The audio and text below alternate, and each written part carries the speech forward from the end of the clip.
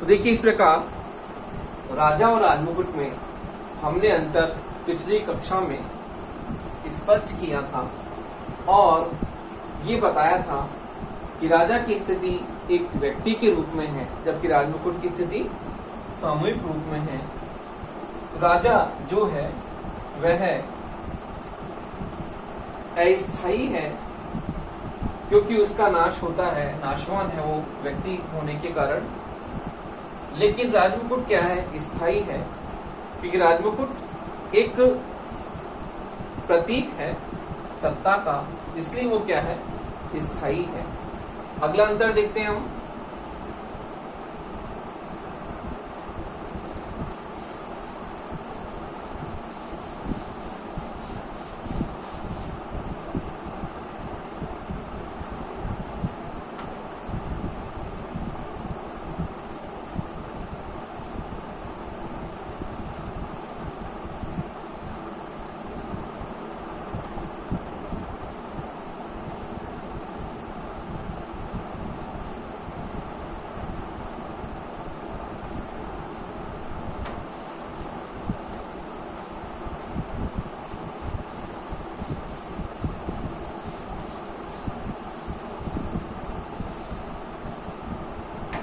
अगला अंतर है, देखिए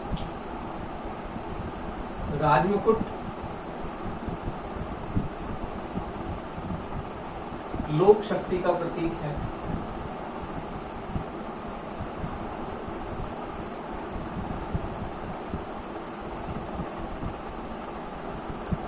जबकि राजा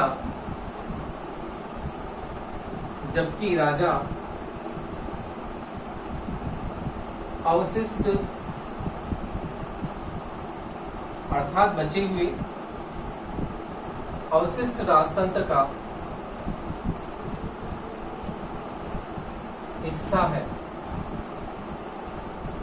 तो देखिए राजमुकुट लोक शक्ति का प्रतीक है क्योंकि राजमुकुट में संसद, राजा, नौकरशाही, मंत्रिमंडल शामिल है। तो इसलिए राजमुकुट संसद के प्रति उत्तरदायी है, मंत्रिमंडल के प्रति उत्तरदायी है और इस प्रकार राजा की निरंकुश शक्तियों पर संसद प्रतिबंध लगा सकती है। इसलिए राजमुकुट लोक शक्ति का प्रतीक है कि इस पर जनता का नियंत्रण है, अर्थात संसद का नियंत्रण उस पर है, जबकि राजा जो है अवशिष्ट राजतंत्र का हिस्सा है क्योंकि ब्रिटेन में बहुत लंबे समय से राजतंत्र शासन प्रणाली चली आ रही है और उसी का एक हिस्सा वहां पर आज भी राजा के रूप में माना जाता है।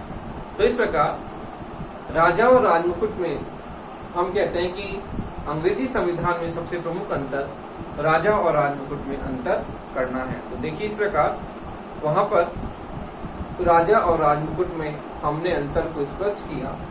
तो इस प्रकार स्थिति के रूप में वहां पर राजा और राजमुकुट में प्रमुख अंतर हमने इस प्रकार स्पष्ट किया। अब देखिए हम देखते हैं अगला, राजमुकुट की शक्तियों के क्या स्रोत हैं। तो देखिए अगला आपका जो है वो है इसी में ही है, राजमुकुट की शक्तियों के स्रोत।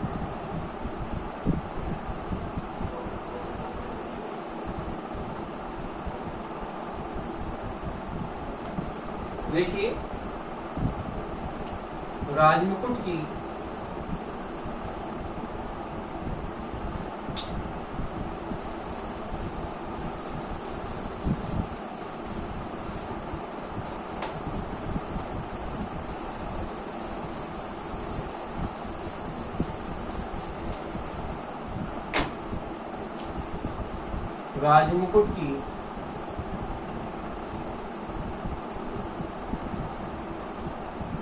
शक्तियों के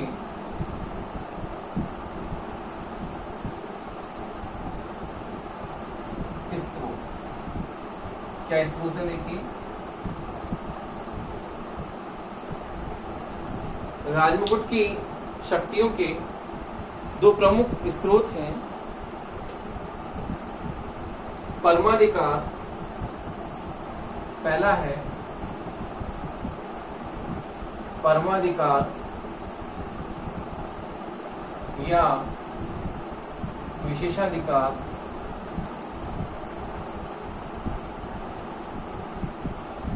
और दूसरा है संसदीय कानून।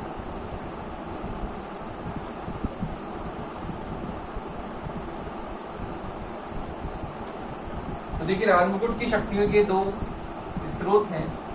पहला है परमाधिकार विशेषाधिकार और दूसरा है संसदीय कानून। तो देखिए, परमाधिकार राजा को ऐसे विशेषाधिकार जो अतीत में उसके महत्वपूर्ण पद और गौरवमयी पद होने के कारण उसे जो शक्तियां प्राप्त हैं वो पुराने समय से ही उसे अपने महत्वपूर्ण गौरवमयी पद प्राप्त होने के कारण उसे प्राप्त है। तो इसे हम राजा के विशेषाधिकार कहते हैं कि उसके विशेषाधिकार है जो उसे प्राचीन समय से अर्थात पुरातन समय से उसे कुछ विशेष शक्तियां प्राप्त हैं जो उसके पास में निहित है। इसे हम क्या कहते हैं? परमाधिकार और विशेषाधिकार, जो उसे राजमुकुट की शक्तियां राजा को अपने पद से मिली हैं और आज भी संसद उन पर किसी तरह का कोई नियंत्रण नहीं लगा सकती है। इसे हम कहते हैं परमाधिकार और विशेषाधिकार, जिन पर संसद किसी भी तरह का नियंत्रण स्थापित नहीं कर सकती है। देखिए, इसमें राजा जो है वह मंत्रियों को नियुक्त करने की शक्ति आती है, प्रधानमंत्री को नियुक्त करता है और उसकी सिफारिश पर वह अन्य मंत्रियों को नियुक्त करता है। उसी प्रकार से जो राजा जो है वह न्यायाधीशों को नियुक्त करता है, चर्च के उच्च पदों पर नियुक्त करता है, सैनिक नियुक्तियां करता है। इसी प्रकार से सैनिकों को अर्थात सैनिक नहीं, जो जेल में बंद अपराधी हैं उनकी सजा को कम कर सकता है या पूरी तरह से उनकी सजा को राजा माफ कर सकता है। इसी प्रकार से संसद के सत्र को आमंत्रित करना, लोक सदन को भंग करना, लॉर्ड सभा में पीएरों की नियुक्ति करना और इस प्रकार से राजा जो है वह युद्ध की घोषणा भी कर सकता है और इसी प्रकार से संधियों का अनुसमर्थन भी करना उसके विशेषाधिकार है, जो उसे अपने महत्वपूर्ण और गौरवमयी पद प्राप्त होने के कारण उसे वैसे ही अपने प्राचीन समय से उसे प्राप्त है। और दूसरा है शक्तियों का स्रोत संसदीय कानून, अर्थात संसदीय कानून एक अन्य स्रोत है जिसमें राजमुकुट की शक्तियां और स्थिति स्पष्ट सुनिश्चित है, जिसमें संसद क्या कर सकती है? उसकी शक्तियों को नियंत्रित कर सकती है। तो इस प्रकार से संसदीय कानून राजमुकुट की शक्तियों को नियंत्रित कर सकता है, लेकिन फिर भी आज राज्य का स्वरूप लोक कल्याणकारी है और लोक कल्याणकारी होने के कारण संसद उसके लोक कल्याण के कार्य क्षेत्र में जो उसकी व्यापकता है उसके कारण उसके कार्यों को वह इस तरह से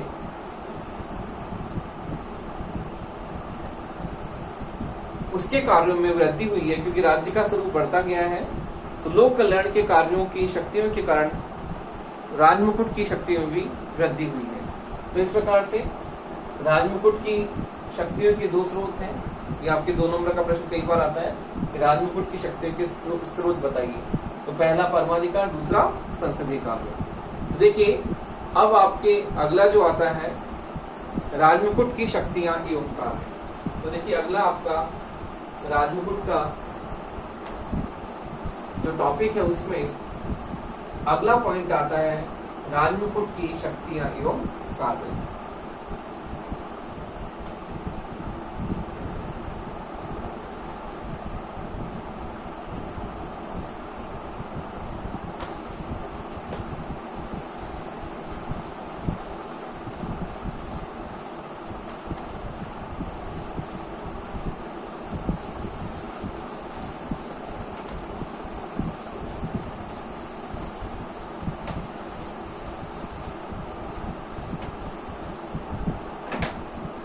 देखिए राजमुकुट की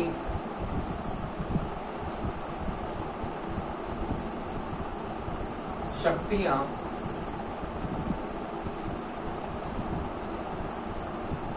एवं कार्य।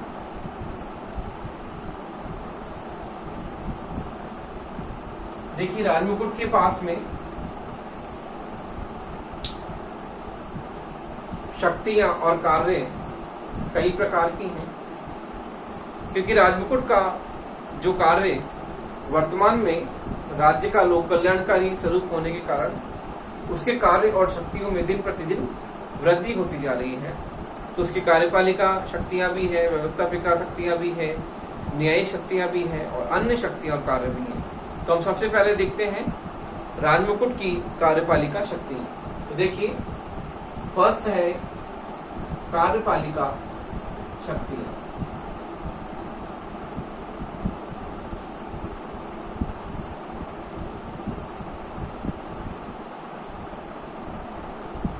देखिए कार्यपालिका शक्तियों में पहली शक्ति है आंतरिक प्रशासन संबंधी शक्तियां। इसमें है आंतरिक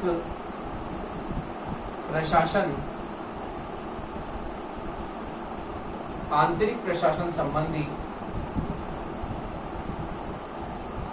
शक्तियां।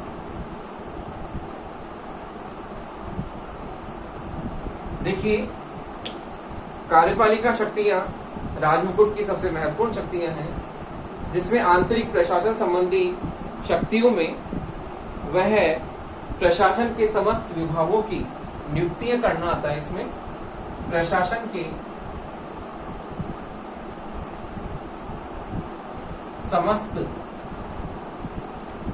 विभागों में नियुक्ति अपॉइंटमेंट्स करना, किस प्रकार से वह नियुक्तियां करता है। देखिए इसमें शामिल है आंतरिक प्रशासन में प्रशासन के समस्त विभागों में नियुक्ति करना और अधिकारी और कर्मचारियों को वह अपदस्थ भी कर सकता है यदि वो जन कल्याण के कार्य नहीं करते, नियमों के अनुसार कार्य नहीं करते और जनता के प्रति उत्तरदायी नहीं होते। तो ऐसे अधिकारी और कर्मचारियों को राजमुकुट क्या कर सकता है, नियुक्त करने की शक्ति भी रखता है। उसके साथ साथ उन्हें अपने पद से अपदस्थ भी कर सकता है, हटा भी सकता है। तो ये उसकी महत्वपूर्ण शक्तियां हैं। अगला है प्रधानमंत्री एवं मंत्रिमंडल की नियुक्ति। प्रधानमंत्री एवं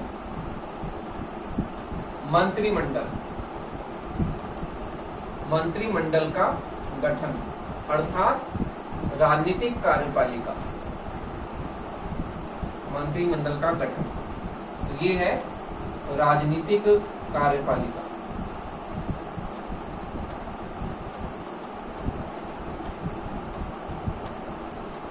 देखिए ये भी राजमुकुट की महत्वपूर्ण कार्यपालिका शक्तियां हैं कि प्रधानमंत्री मंत्रिमंडल का गठन करती है, उनकी नियुक्त करती है और इस प्रकार से राजनीतिक कार्यपालिका का वह सुव्यवस्थित रूप से उनको नियुक्त करती है। अगला है राजमुकुट राष्ट्रीय कानूनों को लागू करता है। राष्ट्रीय कानूनों को लागू करना, राष्ट्रीय कानूनों को लागू करना और शांति व्यवस्था बनाए रखना।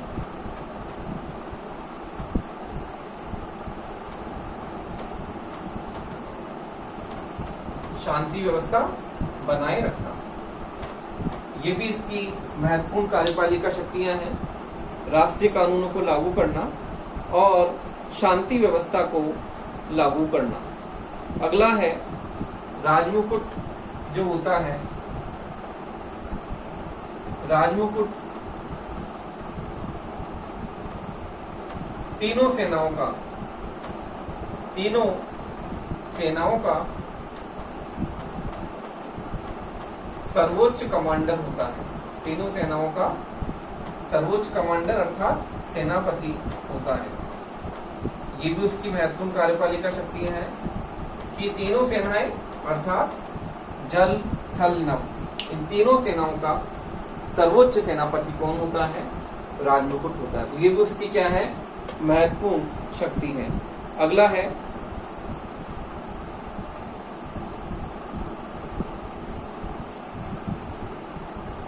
अगली कार्यपालिका शक्तियां है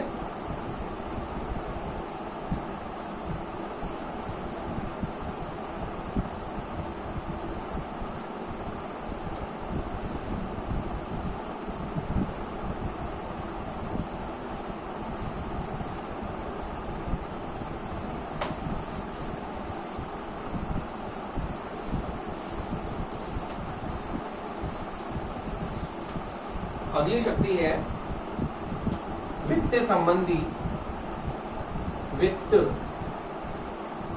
संबंधी अर्थात बजट संबंधी शक्तियां, अर्थात बजट संबंधी शक्तियां। देखिए, कार्यपालिका का महत्वपूर्ण कार्य क्या है? बजटिंग करना, अर्थात जो भी प्रशासन के जितने भी विभाग हैं उन संपूर्ण विभागों की बजटिंग का कार्य करना, अर्थात किस प्रशासन के कौन से घटक को कितना बजट दिया जाएगा, किस प्रकार से दिया जाएगा, कर्मचारियों की सैलरी, नियोजन, आर्थिक नियोजन, ये सब कार्य किसका है? कार्यपालिका का है। तो कार्यपालिका का वित्त संबंधी कार्य अर्थात बजटिंग का महत्वपूर्ण कारण है। वित्त, फाइनेंस को प्रोवाइड कराना, कौन कौन से जो भी कार्मिक प्रशासन, जैसे लोक प्रशासन में हम देखते हैं कार्मिक प्रशासन, तो कार्मिक प्रशासन में महत्वपूर्ण कार्य कार्यपालिका का होता है बजटिंग का कार्य, अर्थात किस विभाग को कितना बजट दिया जाएगा, ये भी कार्यपालिका का महत्वपूर्ण कार्य है कि किस विभाग को कितना बजट देना। अगला है स्थानीय सरकारों पर नियंत्रण रखना, स्थानीय सरकारों पर नियंत्रण रखना, और नियंत्रण के साथ ही देखिए, नियंत्रण के साथ ही अगला है अपराधियों को क्षमादान देना, अपराधियों को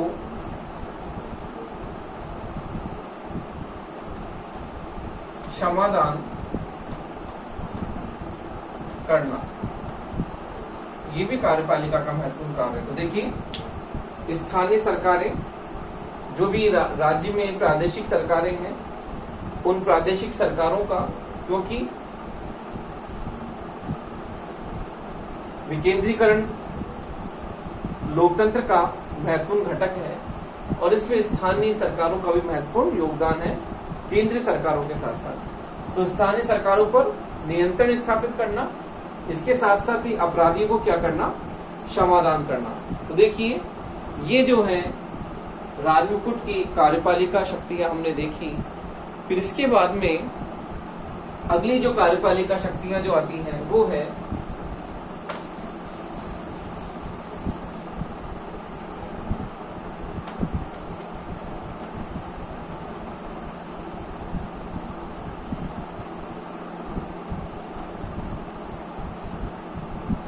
देखिए, इसमें कार्यपालिका शक्तियों में पहले हमने देखी थी आंतरिक प्रशासन संबंधी शक्तियां, और इसमें दूसरी है विदेश नीति के संचालन संबंधी शक्तियां।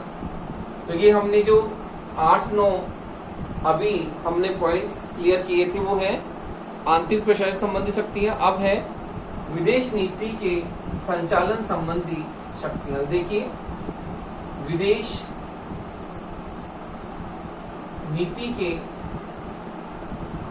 संचालन संबंधी शक्तियां।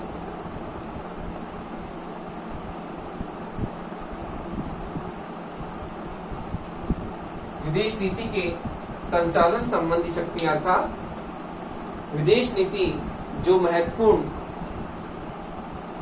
संबंध एक देश का दूसरे देश के साथ में किस प्रकार से होगा, अंतर्राष्ट्रीय संबंधों की बात की जाती है इसमें, और इंटरनेशनल रिलेशंस किस प्रकार से होंगे।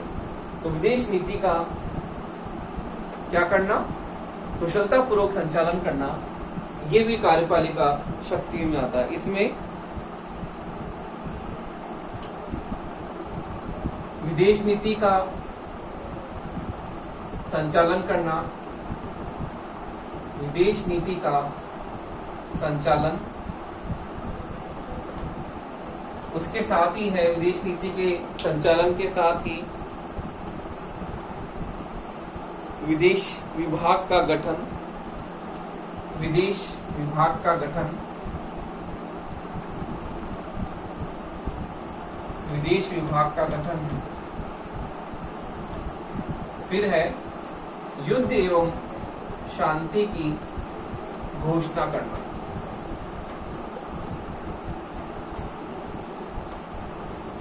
तो देखिए कार्यपालिका शक्तियों में हमने पहला पॉइंट पढ़ा था आंतरिक प्रशासन संबंधी शक्तियां, दूसरा हमने पढ़ा विदेश नीति के संचालन संबंधी शक्तियां।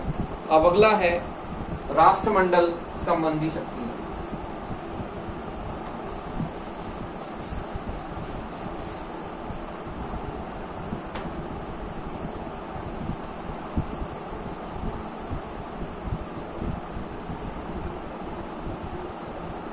देखिए कार्यपालिका शक्तियों का तीसरा पॉइंट है राष्ट्रमंडल संबंधी शक्तियां। तो देखिए राष्ट्रमंडल संबंधी शक्तियां किस प्रकार है। राष्ट्रमंडल संबंधी शक्तियां, तो देखिए राष्ट्रमंडल संबंधी शक्तियां भी महत्वपूर्ण शक्तियां हैं। इसमें राष्ट्रमंडल के सदस्य राज्यों की जो नियुक्तियां हैं,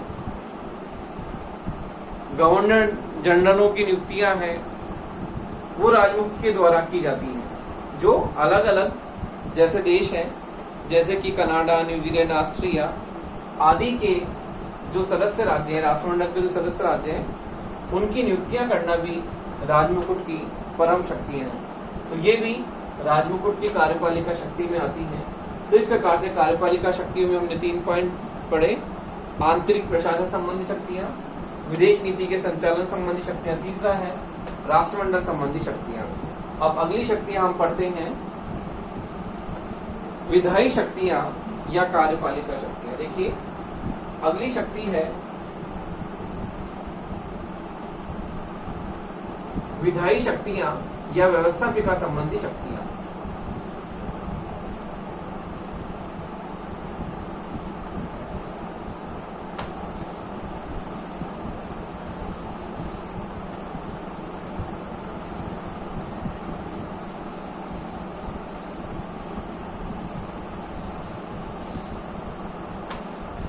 तो देखिए अगली शक्ति है विधायी शक्तियां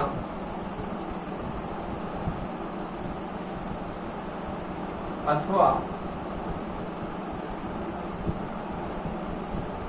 व्यवस्थापिका संबंधी शक्तियां। देखिए कार्यपालिका शक्तियों के साथ ही जो राजमुकुट की विधायी शक्तियां हैं अर्थात व्यवस्थापन संबंधी शक्तियां हैं, कोई बहुत ही महत्वपूर्ण है। किस प्रकार से राजमुकुट जो है कार्यपालिका शक्तियों के साथ ही विधायी शक्तियों में भी उसको किस प्रकार से महत्वपूर्ण शक्तियां प्राप्त है, ये हम देखते हैं कि उसे विधायी क्षेत्र में भी कुछ महत्वपूर्ण शक्तियां प्राप्त हैं। जैसे कि विधायी क्षेत्र में संसद के गठन संबंधी शक्तियां,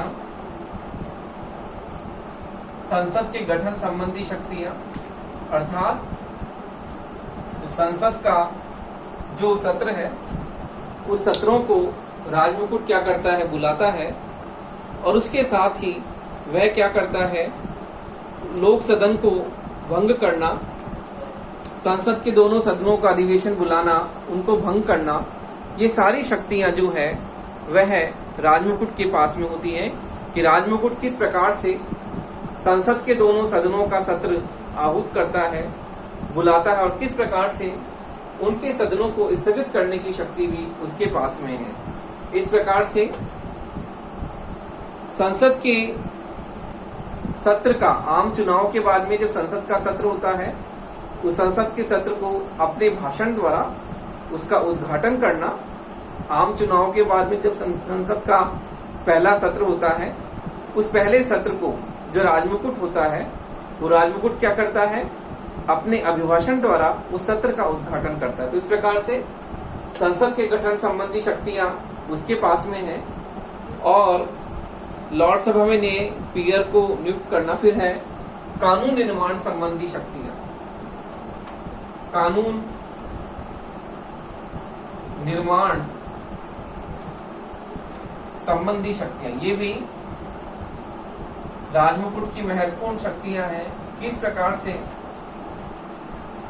वह कानून निर्माण में अपनी महत्वपूर्ण भूमिका अदा करता है कि कानूनों का निर्माण किस प्रकार से हो, और कानून जो है, कोई भी विधेयक जब तक उसको राजमुकुट की स्वीकृति नहीं मिलती है, तब तक वह विधेयक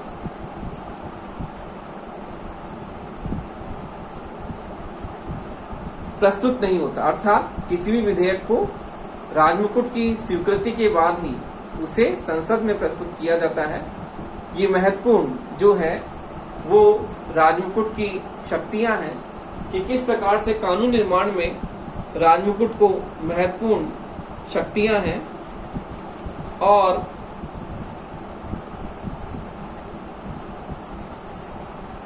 वित्त विधेयक के संबंध में उसे महत्वपूर्ण अधिकार है। वित्त विधेयक उसकी स्वीकृति से रखे जाते हैं, गैर वित्त विधेयक रखे जा सकते हैं। तो वित्त विधेयक में राजमुकुट को महत्वपूर्ण शक्ति प्राप्त है। वित्त विधेयक जो है वह उसकी स्वीकृति के बाद ही उसे संसद में प्रस्तुत किया जाता है। और आज जो है आधुनिक समय में जहां लोक कल्याणकारी राज्य के कारण राज्य के कार्यों में दिन प्रतिदिन वृद्धि होती जा रही है, तो इस वृद्धि के कारण राजमुकुट की शक्तियों में भी दिन प्रतिदिन वृद्धि होती जा रही है। देखिए अगली शक्ति हम देखते हैं न्यायिक शक्तियां। देखिए अगली शक्ति है राजमुकुट की न्यायिक शक्तियां।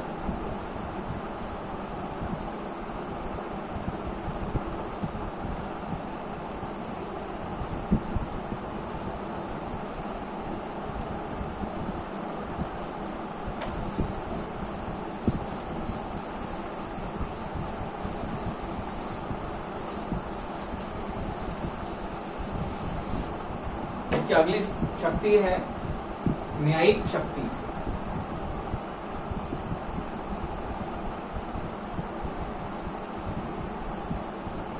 राजमुकुट को कार्यपालिका और व्यवस्थापिका शक्तियों में जिस प्रकार से महत्वपूर्ण अधिकार प्राप्त हैं, उसी प्रकार से न्यायिक क्षेत्र में भी उसे महत्वपूर्ण अधिकार प्राप्त हैं।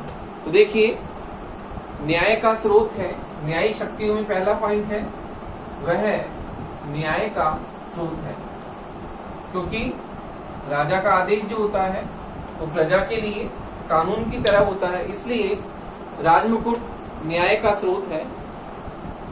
न्यायाधीशों की नियुक्ति व पद नियुक्ति, न्यायाधीशों की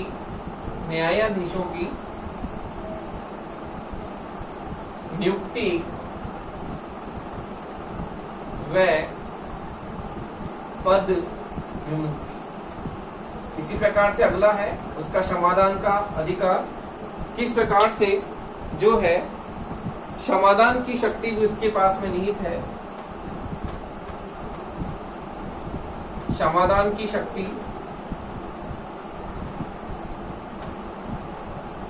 कि वो किस प्रकार से अपराधियों को क्षमा कर सकता है। अगला है उपनिवेशों एवं अधिराज्यों से उपनिवेशों एवं अधिराज्यों